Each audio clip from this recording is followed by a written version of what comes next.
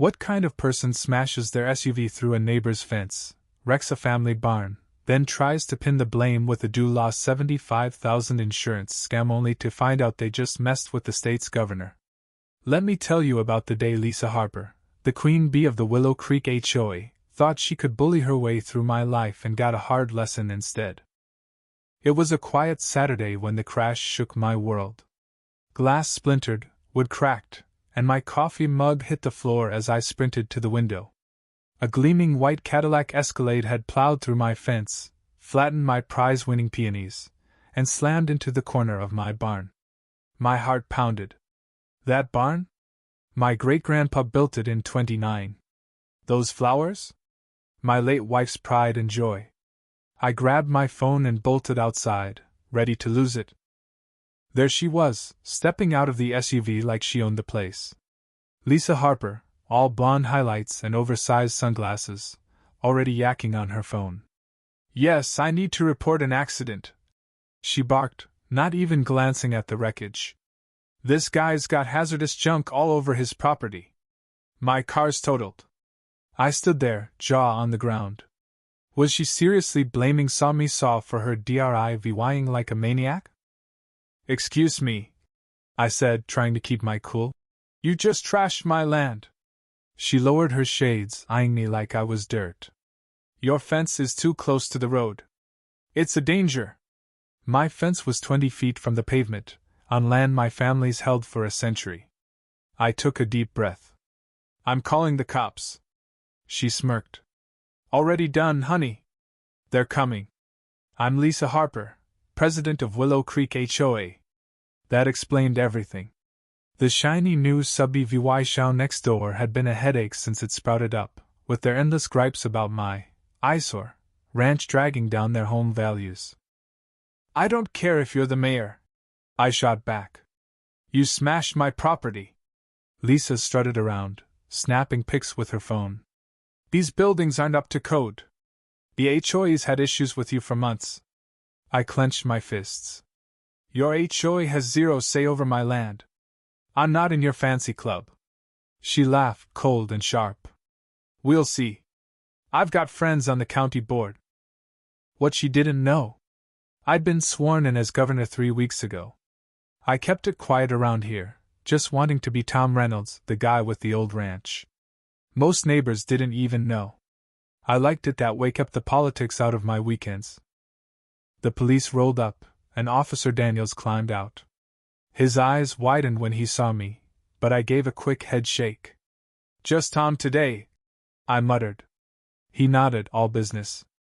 "What happened?" Before I could open my mouth, Lisa jumped in. "This man's got dangerous obstacles everywhere. Another car forced me off the road, and I hit his poorly placed fence." Daniel scribbled in his notepad. "Ma'am, the road curves away from this property. How'd you end up 20 feet in?" Lisa's face went pink. "There was another car. I didn't get their plates, I was trying not to die."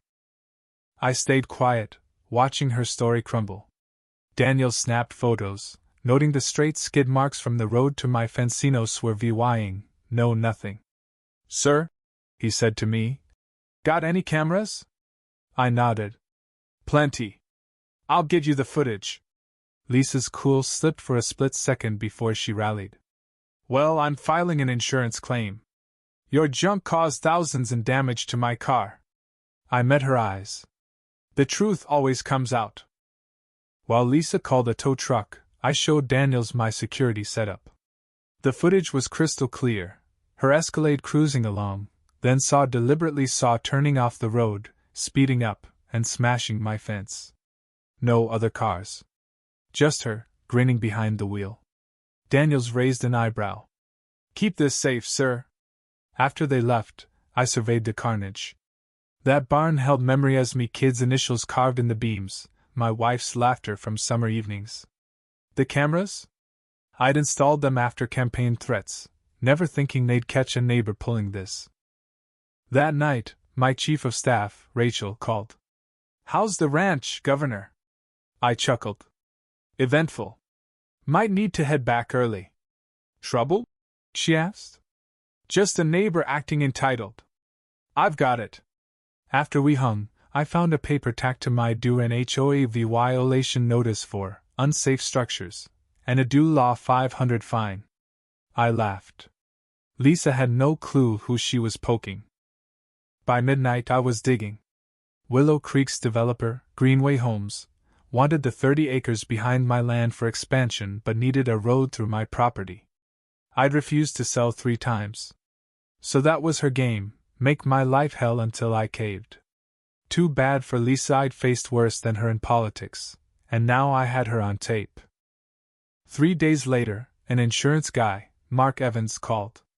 Ms. Harper says your fence used illegal metal reinforcements, causing due law $42,000 in damage to her SUV, plus due law $33,000 for whiplash and trauma.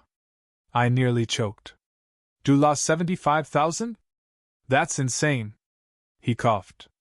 She's got photos and claims you've been cited for violations. I leaned back.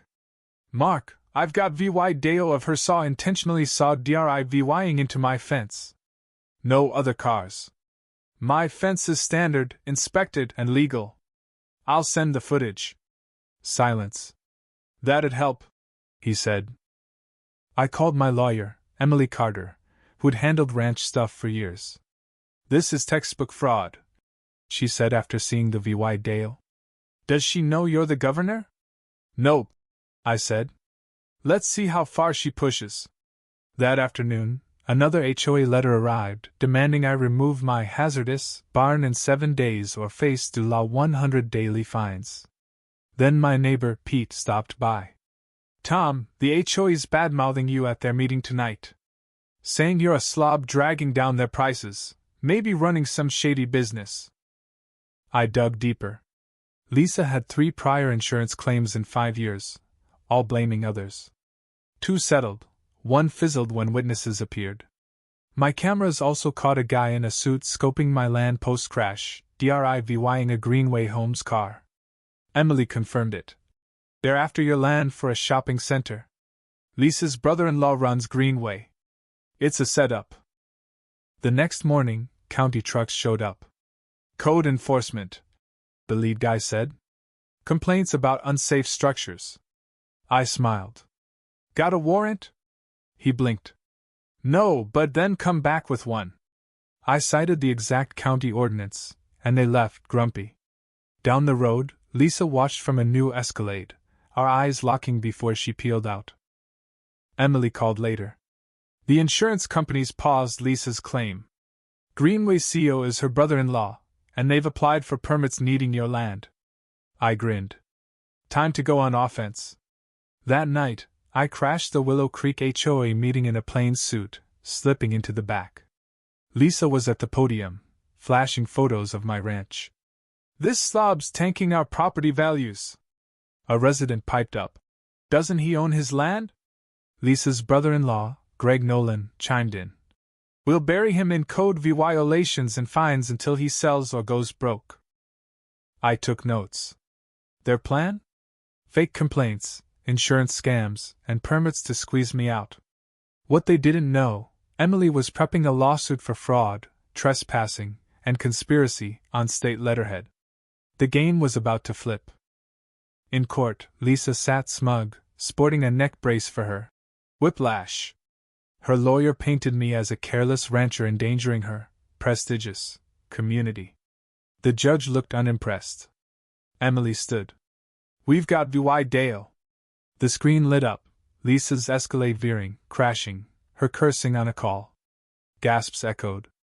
Emily piled on, phone records, Lisa's threat to me, and her 3 prior scams. Lisa screamed. That's fake. The judge snapped. Quiet! Then Emily dropped the bomb, a fight of VYTS from Lisa's past VYTIMs. Lisa lost it. These rural dumps ruin our community. Someone's gotta fight. The judge cut her off. This is about law, not your vendetta.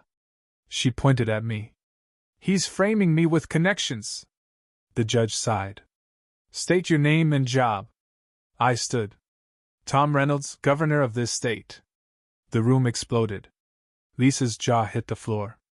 Her lawyer face-bombed. The judge banged her gavel. This evidence shows fraud, destruction, and false reports. We're moving to criminal charges. Lisa went pale. I didn't know he was, doesn't matter, the judge said. You broke the law. The bailiff cuffed her. Outside, reporters swarmed. Governor, was this a setup? I shook my head. I just wanted fair treatment, like anyone. That night, my phone buzzed with stories from HOA vy Tim Statewitty, a guy who lost his house over a shed, a family fined for a wheelchair ramp. Sitting on my porch, staring at my patched-up barn, I knew Lisa had sparked my next fight, HOA reform. 3 months later, at Lisa's bail hearing, her lawyer begged for a due $50,000 bond. The DA, someone I'd appointed, wasn't HOA-ing it. She tried fleeing to Canada. Denied bail. The judge agreed. Lisa's eyes met mine as she was led away, not angry, just empty. My HOA Reform Act was gaining steam, fueled by homeowners' horror stories. Back at the ranch, new fence posts gleamed, but the real fix was bigger: justice. Lisa's daughter, Sophie, showed up one day. My mom was wrong, but the HOA board pushed her. They targeted your ranch to save their failing development. She handed over emails and minutes pro-vying the board's harassment campaign, tied to Greenway's land grab. At trial, the footage, Sophie's evidence, and Lisa's scam history sealed it. Guilty. 10 years, due law $100,000 in restitution. You showed no regard for others' rights, the judge said. Lisa looked at me. I didn't know you were governor. I nodded. Shouldn't have mattered. A year later, my ranch hosted a barbecue. Kids played where Lisa's crash had scarred the land. The new HOA president thanked Meth Reform Act made their job fairer. News hit. Lisa's early release was denied. Her board buddies faced fraud charges. A reporter asked about my soaring approval ratings and a Senate run. I waved it off, gazing at my fields. Fireflies glowed. Sophie's support group was helping families. And me? I was right where I belonged, ready for whatever came next.